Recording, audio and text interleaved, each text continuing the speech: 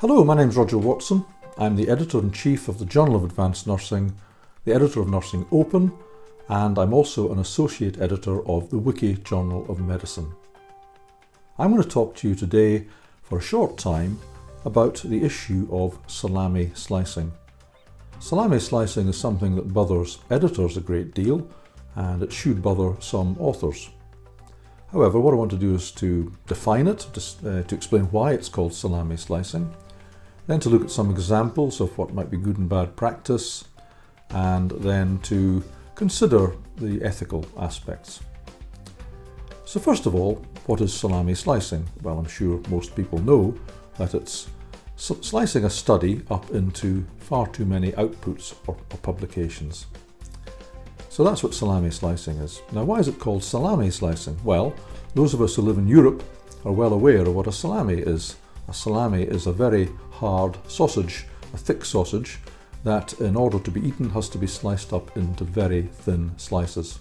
Therefore, the implication of salami slicing is that you're getting too many outputs out. You're slicing up your study too thinly.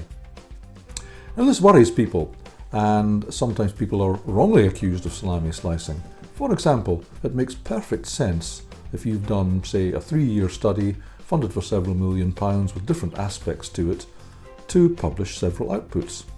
For example, if you did a systematic review, a large-scale quantitative survey, then some qualitative work, and ended up with a randomized controlled trial and possibly some sort of process analysis of that, then you'd never get all that published in one paper. You may get it published in one major report, but you would never get it published in one journal paper. Just impossible. Journal papers are limited and they're not meant to be as comprehensive as that. Therefore, it makes perfect sense to divide the study up and to do that sensibly. For example, you could publish it just as I mentioned there. You could publish the systematic review, the survey, the qualitative work, and the randomized controlled trial, and then also any follow-up from that. You may want to get other papers out, like policy papers and things like that, for example. That's perfectly acceptable, and it is slicing the study up, but it doesn't really count as salami slicing. As I say, I'll emphasize that salami slicing is where people are accused of getting too many outputs out from one study. It's something that you want to avoid if at all possible. You don't want to be accused of doing it. It's not really an ethical issue, but it may lead to papers being rejected. It can become an ethical issue, but I'll talk about that later. But you don't want to develop a reputation as somebody who regularly or at all salami slices your studies. Now, I think that salami slicing is really a matter of attitude and intention. I think that's the best way to look at it. For example, if your attitude is one of well-meaning and your intention is to publish your major studies or any study in a way that maximizes the information for the reader and produces it in sensible and discrete parts which as a whole come together to provide an overall impression of your study and to give as much information as possible, then I think that's not considered to be salami slicing. That's perfectly acceptable and of course unavoidable with large studies. However, if your attitude and therefore your intention is one of we're going to get as many outputs as possible from this study, in other words, as many publications as possible out of the study, that can lead you to doing the wrong thing. And I think it's really having the proper attitude about it. Now, clearly you want to avoid salami slicing if at all possible, and there are ways of doing this. I think the best way to avoid salami slicing is if you're involved in a large research project, especially with co-authors, co-investigators. I think you need to decide at the beginning, before you even start the study, what are the likely outputs going to be, and to work towards that aim and not to deviate from that aim. That gives everybody a clear idea of what they're doing, what the likely outputs are going to be, and helps you to make those discrete.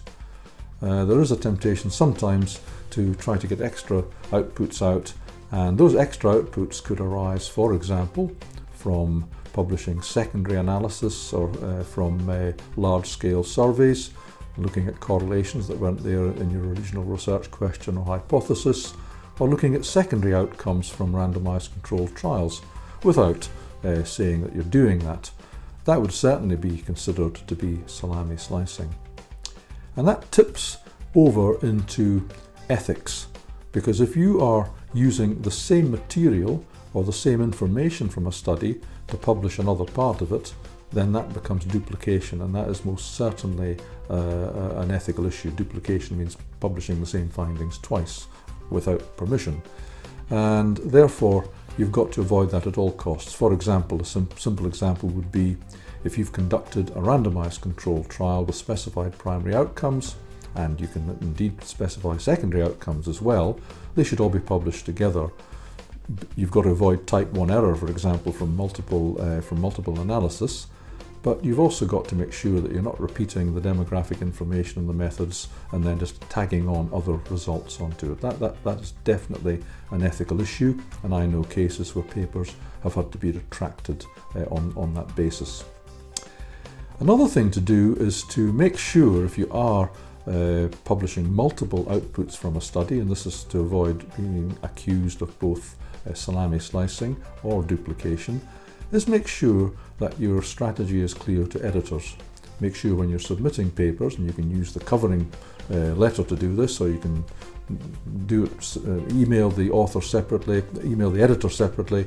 Make sure that the editors know that the studies that are being published come from a much larger study, so that they're not under the impression that this is a discrete study. For example, if you've done a survey to prepare for a randomized controlled trial, make sure that they know that this is part of a larger study, and make sure that in those outputs that you make reference to those other studies, either as references for ones that have been published, or that you point forward to the fact that there are going to be other outputs from that study. That tends to keep you safe and protect you from being accused of salami slicing. So that's all I want to say about salami slicing. I think I've defined what it is, why it's called salami slicing, given you some examples of that, and also some ideas about best practice to avoid salami slicing. So I hope you found that informative, and thank you very much for listening.